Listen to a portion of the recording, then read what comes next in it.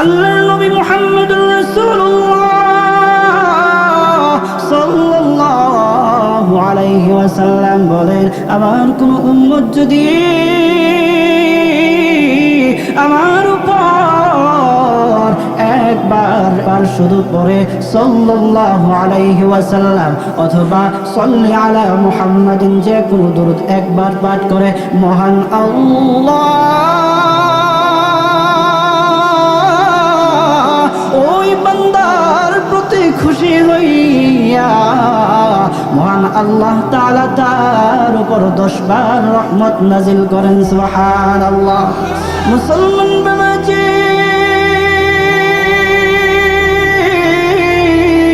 গভীর মনোযোগ ও টাঙ্গাইলের মুসলমান, আল্লাহর নবী মুহাম্মদুর রাসূলুল্লাহ সাল্লাল্লাহু আলাইহি ওয়াসাল্লাম বলেন, আমার উম্মতের মধ্যে কোন উম্মত যদি শুধু বলে সাল্লাল্লাহু আলাইহি ওয়াসাল্লাম অথবা সাল্লি আলা মুহাম্মাদিন, এই যে দরুদটা সে পড়বে, তার জবান দিয়ে বের হওয়ার সাথে সাথে আমার আল্লাহ রাব্বুল আলামিনের পক্ষ থেকে নিযুক্ত ফেরেশতা তার ওই দরুদটাকে নিয়া পশ্চিম থেকে পূর্ব পর্যন্ত, উত্তর থেকে দক্ষিণ পর্যন্ত ঘুরতে থাকে, জমিন থেকে আসমান পর্যন্ত গোটা পৃথিবী ঘুরতে থাকে, আর ঘোষণা দিয়ে বলতে থাকে, ওরে তোমরা কে কোথায় আছো শোনো,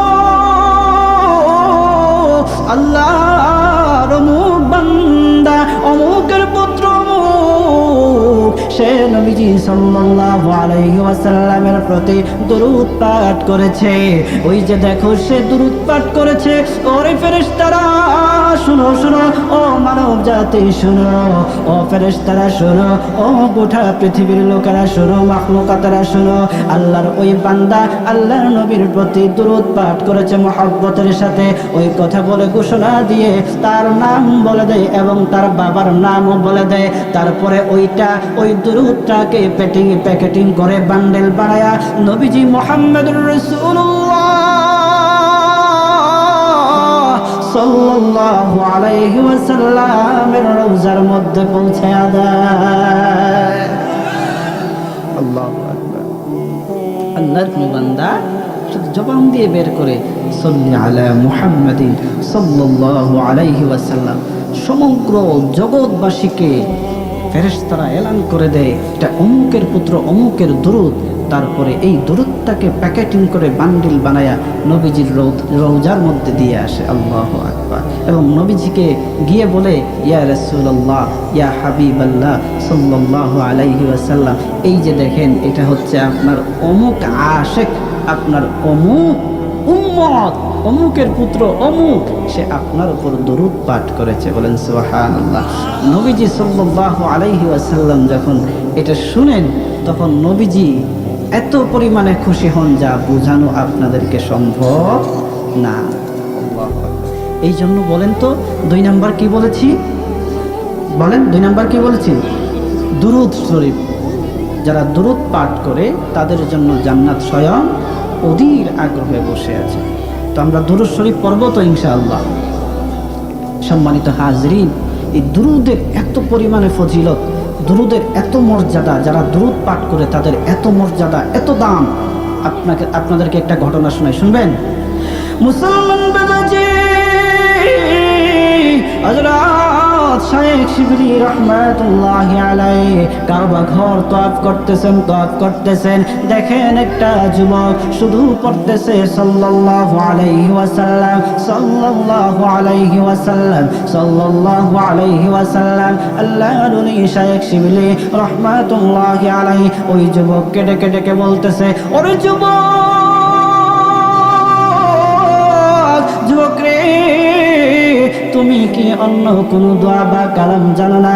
ওরে যুবক, তুমি কেন বারবার পড়তেছো সাল্লাল্লাহু আলাইহি ওয়াসাল্লাম, সাল্লাল্লাহু আলাইহি ওয়াসাল্লাম, সাল্লাল্লাহু আলাইহি ওয়াসাল্লাম? ওরে যুবক, তুমি কি অন্য কোনো দোয়া বা কালাম জানো না? তখন যুবক ডেকে বলতেছে, আল্লাহর ওলি,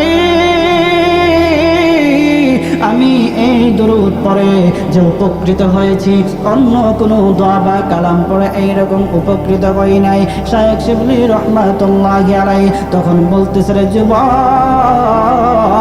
কি এমন তুমি উপকৃত হয়েছ, বলো না আমাকে, তুমি বলো। তখন ওই যুবকটাকে ডেকে বলতেছে, অবশ্যই আমি আর আমার বাবা হজ করার জন্য কাবা শরীফের উদ্দেশ্যে রওনা করলাম। আর বাগদাদ শহরের মধ্যে এসে দেখি আমার বাবা ভীষণভাবে জরাক্রান্ত হয়ে গেছে। আর কিছুদিন এই জায়গার মধ্যে অবস্থান করেছি। অবস্থান করার পর আমার বাবা ইন্তেকাল করেন। ইন্তেকালের সময় আমার বাবার চেহারা শুকরের চেহারার মতো হয়ে গেছে। আমি চিন্তায় পড়ে গেলাম, কি হলো আমার বাবার কি হয়ে গেল? আমার বাবার চেহারা পরিবর্তন হয়ে গেল, ব্যাপার কি? চিন্তা করতে করতে করতে করতে আর কান্না করতে করতে আমি ঘুমায়া পড়লাম। ঘুমের করে স্বপ্নে দেখি কে যেন আইসা আমার আমাকে যেন আইসা আমার বাবার সামনে দাঁড়ায় গেলেন। এত সুন্দর মানুষ তা কখনো আমি দেখি নাই। এই মানুষটাকে জিন্দগিতে আমি দেখি নাই। জান্নাতি পোশাক পরিধান করা মানুষ। আমি তাকে জিজ্ঞাসা করলাম। আমি তাকে জিজ্ঞাসা করার আগে আমার বাবার চাদরটা উঠাইয়া আমার বাবার চেহারার মধ্যে হাত বোলাইয়া দিয়েছেন। আমার বাবার চেহারা সাথে সাথে মানুষের চেহারায় রূপান্তরিত হয়ে সূর্যের ন্যায় আলোকিত হয়ে গেছে। আল্লাহু আকবার। আর জোরে বলেন আল্লাহু আকবার। মুসলমান বাবাজি, তখন আমি ওই লোকটাকে বললাম, কে আপনি? কে আপনার পরিচয়? আপনার পরিচয়টা দেন গো।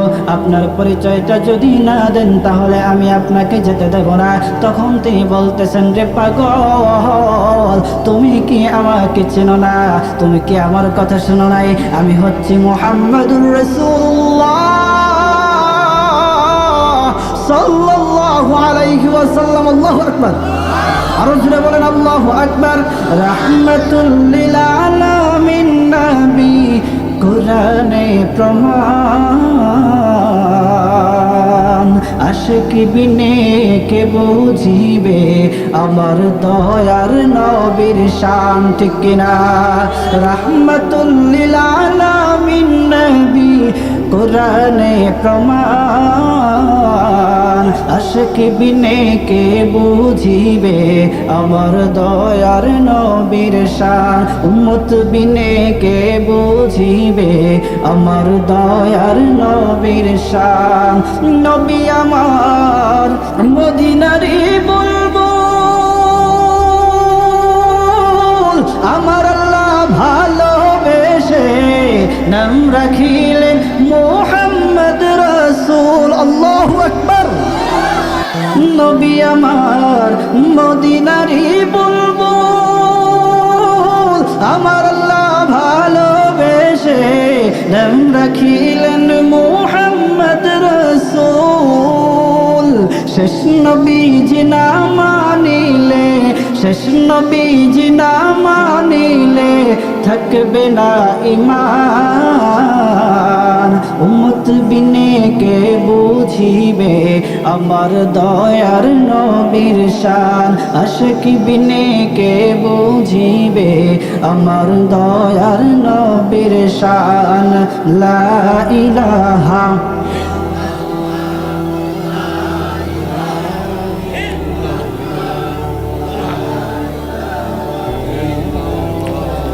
لا إله إلا الله لا إله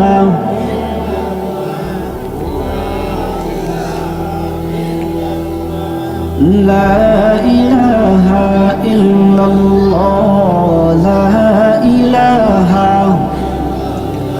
لا إله إلا الله মুহাম্মাদুর রাসূলুল্লাহ। ওই যুবক আল্লাহর নবী মুহাম্মাদুর রাসূলুল্লাহ সাল্লাল্লাহু আলাইহি ওয়াসাল্লামকে পা দুইটা জড়ায়া ধরে বলতেছে, ইয়া রাসূলুল্লাহ, ইয়া হাবিবাল্লাহ, ও নবীজি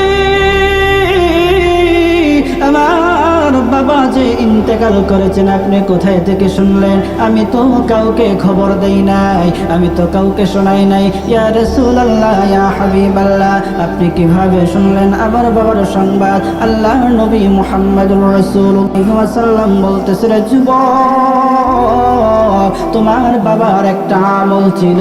তোমার বাবা ঘুমানোর আগে আমার প্রতি 300 বার দুরূদ পাঠ করত, আর সে ঘুমায়া যাইত, দুরূদ পাঠ করে ঘুমায়া যাইত, আর ওই দুরূদটাকে বান্ডিল বানায়া প্যাকেটিং করে ফেরেশতারা আমার রোজার মধ্যে দিয়ে আসতো। প্রতিদিন তারা এই দুরূদটাকে দিয়ে আসতো।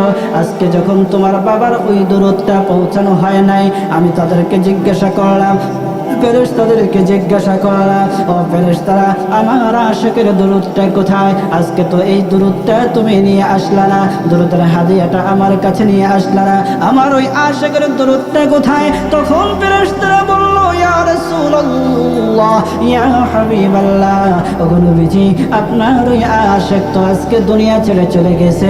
দুনিয়া ছেড়ে চলে যাওয়ার সময় তার চেহারা শুকরের চেহারার মতো হয়ে গেছে। তখন আল্লাহর নবী বললেন, রে পাগল, তোমার বাবার এই সংবাদটা যখন আমি পাইলাম, তখন আমি মনের মধ্যে বড় ব্যথা পাইলাম। আমি আর রোজার মধ্যে থাকতে পারলাম না, তোমার বাবার কাছে ছুটে এসেছি।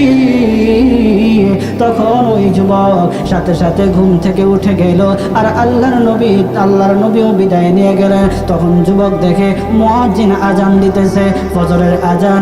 তখন ওই যুবক ফজরের নামাজ আদায় করে দেখে দলে দলে মানুষ তার বাবার জানাজায় অংশগ্রহণ করার জন্য আসছে।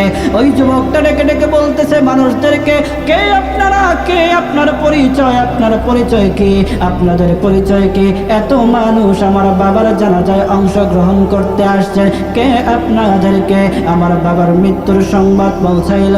তখন এখান থেকে একজন লোক বলতেছে, ওর যুবক, তোমার বাবার সংবাদ দুনিয়ার কেউ দেয় নাই। তোমার বাবার সংবাদ আকাশ থেকে ঘোষণা দিয়ে কে যেন বলতেছে, ওরে তোমরা কে কোথায় আছো? ও নবীর উম্মতেরা, তোমরা কে কোথায় আছো? যাও অমুক জায়গায়, নবীর একটা আশিক সে দুনিয়া ছেড়ে চলে গেছে। তোমরা নিজেদের গুনাহ যদি কেউ ক্ষমা করাইতে চাও, তাহলে ওই বান্দার জানাজায় অংশগ্রহণ করো। তখন মহান আল্লাহ রব্বুল আলামিন জানাজায় অংশগ্রহণ করার কারণে আমার আল্লাহ তোমাদের জীবনের সব গুনাহ মাফ করে দেবে। সুবহানাল্লাহ।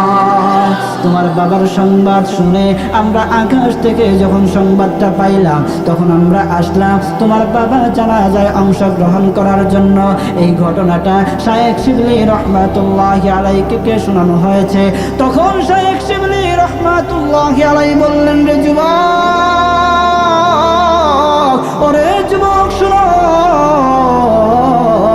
তুমি যে এই দুরূদের আমলটা যেভাবে তুমি দৃঢ়ভাবে ধরেছ, শক্তভাবে ধরেছ, আরো শক্ত করে এই দুরূদের আমলটা ধরো, তাহলে তোমার মর্যাদা মহান আল্লাহ রব্বুল আলামিন দুনিয়াতেও বাড়াইয়া দেবেন এবং পরকালেও বাড়িয়ে দেবেন, আর আল্লাহর নবীর সাথে তুমি জান্নাতে প্রবেশ করবে। আল্লাহু আকবার। বান্দাটা দুনিয়াতে 300 বার দুরূদ পাঠ করছে। কয় শতবার? 300 বার দুরূদ পাঠ করছে। এই জন্য মহান আল্লাহ রব্বুল আলামিন খুশি হয়ে গেছে। দুরূদ এমন একটা আমল, দেখেন মানুষ নামাজ পড়ে, আল্লাহ তাআলা নামাজ পড়েন না। আল্লাহ কি নামাজ পড়েন না? মানুষ রোজা রাখে, আল্লাহ তাআলা রোজা রাখেন না। মানুষ হজ করে, যাকাত দেয়, আরো অন্যান্য নেক আমল করে, কিন্তু কোনো আমলের সাথে আল্লাহ তাআলা সম্পৃক্ত না। কিন্তু একটা আমলের সাথে আল্লাহ তাআলা সম্পৃক্ত, সেটা হচ্ছে দুরূদ। আল্লাহ তাআলাও রাসূলুল্লাহ সাল্লাল্লাহু আলাইহি ওয়াসাল্লামের প্রতি দুরূদ বর্ষণ করেন, অর্থাৎ রহমত বর্ষণ করেন। সাথে সাথে মানুষদেরকেও আল্লাহর নবী মুহাম্মদুর রাসূলুল্লাহ সাল্লাল্লাহু আলাইহি ওয়াসাল্লামের প্রতি দুরূদ পড়তে বলেছেন, আদেশ করেছেন। বলেন সুবহানাল্লাহ।